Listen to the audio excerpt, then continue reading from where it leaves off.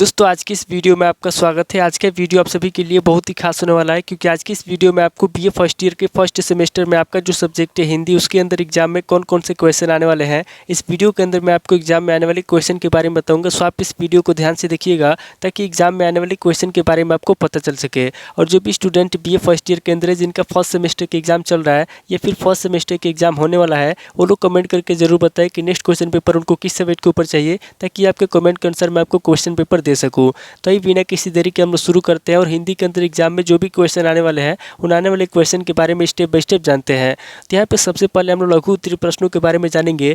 तो लघु उत्तरीय प्रश्नों में पहले प्रश्न की बात की जाता है, आपका पहला प्रश्न दिया हुआ है मोचीराम कविता का सारांश लिखिए। पहले क्वेश्चन कह रहा है जो मोचीराम कविता है, यहाँ पे आपको मोचीराम कविता का सारांश लिखना है। और पहले क्वेश्चन की बात की जाता है, आपका दूसरा क्वेश्चन दिया हुआ है धूमिल के काव्य भाषा पर टिप्पणी लिखिए।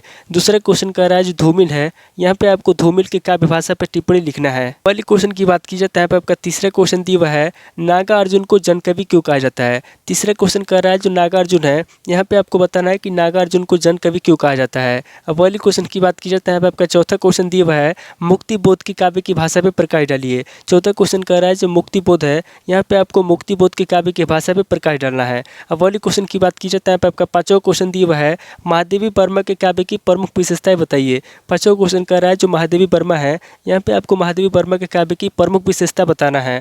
अब अगले क्वेश्चन की बात की जाता है, आपका छठा क्वेश्चन दिया हुआ है अज्ञेय की काव्यगत विशेषताओं का उल्लेख कीजिए। छठा क्वेश्चन कह रहा है जो अज्ञेय है, यहाँ पे आपको अज्ञेय की काव्यगत विशेषताओं का उल्लेख करना है। अब अगले क्वेश्चन की बात की जाता है, आपका सातवां क्वेश्चन दिया हुआ है निराला के छायावादी काव्य की विशेषताएं लिखिए। सातवां क्वेश्चन कह रहा है जो निराला है, यहाँ पे आपको निराला के छायावादी काव्य की विशेषता लिखना है। अब अगले क्वेश्चन की बात की जाता है, आपका आठवां क्वेश्चन दिया हुआ है हिंदी साहित्य में जयशंकर प्रसाद का स्थान निर्धारित कीजिए। आठवां क्वेश्चन कह रहा है जो हिंदी साहित्य है, यहाँ पे आपको हिंदी साहित्य में जयशंकर प्रसाद का स्थान निर्धारित करना है। अब अगले क्वेश्चन की बात की जाता है, आपका नौ क्वेश्चन दिया हुआ है बिहारी का श्रृंगार वर्ण विषय पे प्रकाश डालिए। नौ क्वेश्चन कह रहा है जो बिहारी का श्रृंगार है, यहाँ पे आपको बिहारी का श्रृंगार वर्ण विषय पे प्रकाश डालना है।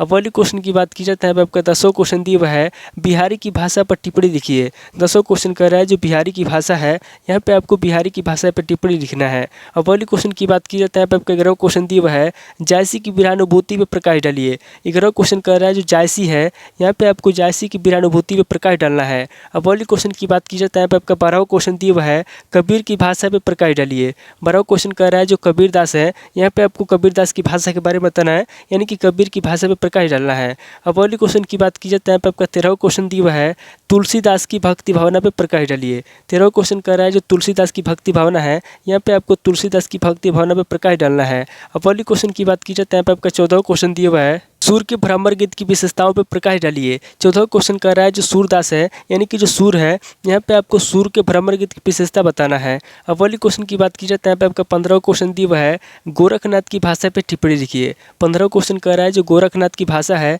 यहाँ पे आपको गोरखनाथ की भाषा पे टिप्पणी लिखना है। अब अगले क्वेश्चन की बात की जाता है, आपका 16वां क्वेश्चन दिया हुआ है विद्यापति के काव्य का सौष्ठव लिखिए। 16वां क्वेश्चन कर रहा है जो विद्यापति के काव्य हैं, यहाँ पे आपको विद्यापति के काव्य का सौष्ठव लिखना है। अब अगले क्वेश्चन की बात की जाता है, आपका 17वां क्वेश्चन दिया हुआ है प्रगतिवादी की प्रमुख विशेषताएं बताइए। 17वां क्वेश्चन कह रहा है जो प्रगतिवादी है, यहाँ पे आपको प्रगतिवाद की प्रमुख विशेषता बताना है। अब अगले क्वेश्चन की बात की जाता है, आपका 18वां क्वेश्चन दिया हुआ है भक्तिकालीन साहित्यिक परिस्थितियों का उल्लेख कीजिए। 18वां क्वेश्चन कह रहा है जो भक्ति काल की साहित्यिक परिस्थितियां हैं, यहाँ पे आपको भक्ति काल के साहित्यिक परिस्थितियों के बारे में बताना है और भक्ति काल के साहित्यिक परिस्थितियों का उल्लेख करना है। तो टोटल आपके 18 क्वेश्चन हो गए, जब से लघु उत्तरीय प्रश्न में पूछे जाएंगे। अब आगे हम लोग दीर्घ उत्तरीय प्रश्नों के बारे में जानेंगे। तो यहाँ पे दीर्घ उत्तरीय प्रश्नों में पहले प्रश्न की बात की जाती है, यहाँ पे आपका पहला प्रश्न दिया हुआ है धूमिल जनचेतना के कवि हैं, उनकी रचनाओं के आधार पर इसकी समीक्षा कीजिए। पहला क्वेश्चन कह रहा है जो धूमिल है, कह रहा है कि धूमिल जो है जनचेतना के कवि हैं, उनकी रचनाओं के आधार पर इसकी समीक्षा करना है। अब अगले क्वेश्चन की बात की जाती है, आपका दूसरा क्वेश्चन दिया हुआ है अज्ञेय प्रयोगवाद के सशक्त हस्ताक्षर है, उनकी रचनाओं के आधार पर सिद्ध कीजिए। दूसरा क्वेश्चन कह रहा है जो अज्ञेय है, कह रहे कि अज्ञेय प्रयोगवाद के सशक्त हस्ताक्षर है, उनकी रचनाओं के आधार पर सिद्ध करना है। अब अगले क्वेश्चन की बात की जाती है, आपका तीसरा क्वेश्चन दिया हुआ है सुमित्रा नंदन पंत के प्रकृति चित्रण पर सुधार प्रकाश डालिए। तीसरा क्वेश्चन कह रहा है जो सुमित्रा नंदन पंत है, यहाँ पे आपको सुमित्रा नंदन पंत के प्रकृति चित्रण के बारे में बताना है। अब अगले क्वेश्चन की बात की जाती है, आपका चौथा क्वेश्चन दिया हुआ है निराला के प्रगतिवादी काव्य की समीक्षा कीजिए। चौथा क्वेश्चन कह रहा है जो निराला है, यहाँ पे आपको निराला के प्रगतिवादी काव्य के बारे में बताना है। अब वाली क्वेश्चन की बात की जाए तो यहाँ पे आपका पांचवा क्वेश्चन दिया हुआ है, घानानंद के वीरवर्ण की विशेषताओं का उद्घाटन कीजिए। पांचवा क्वेश्चन कह रहा है जो घानानंद है, यहाँ पे आपको घानानंद के वीरवर्ण की विशेषताओं के बारे में बताना है। अब वाली क्वेश्चन की बात की जाए तो यहाँ पे आपका छठा क्वेश्चन दिया हुआ है, बिहारी रीतिकाल के प्रतिनिधि कवि हैं, प्रमाणित कीजिए। छठा क्वेश्चन कह रहा है जो बिहारी है, कह रहा है कि बिहारी रीतिकाल के प्रतिनिधि कवि है, इसको प्रमाणित करना है। अब वाली क्वेश्चन की बात की जाए तो यहाँ पे आपका सातवां क्वेश्चन दिया हुआ है, नागमती के वीरवर्ण की विशेषताओं पर प्रकाश डालिए। सातवां क्वेश्चन कह रहा है जो नागमती है, यहाँ पे आपको नागमती के वीरवर्ण की विशेषता बताना है।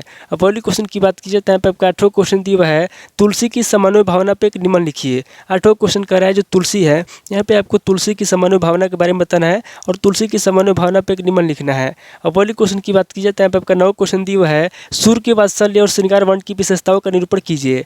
नौ क्वेश्चन कह रहा है जो सूर्य है, यानी कि जो सूरदास है, यहाँ पे आपको सूरदास के वात्सल्य के बारे में बताना है, श्रृंगार वर्ण के बारे में बताना है और उसकी विशेषताओं का निरूपण करना है। अब वाली क्वेश्चन की बात की जाए तो यहाँ पे आपका 10वां क्वेश्चन दिया हुआ है, गोरखनाथ की काव्यगत विशेषताओं की संक्षिप्त विवेचना कीजिए। 10वां क्वेश्चन कह रहा है जो गोरखनाथ की काव्यगत विशेषता है, यानी कि जो गोरखनाथ है, यहाँ पे आपको गोरखनाथ की काव्य की विशेषता बताना है।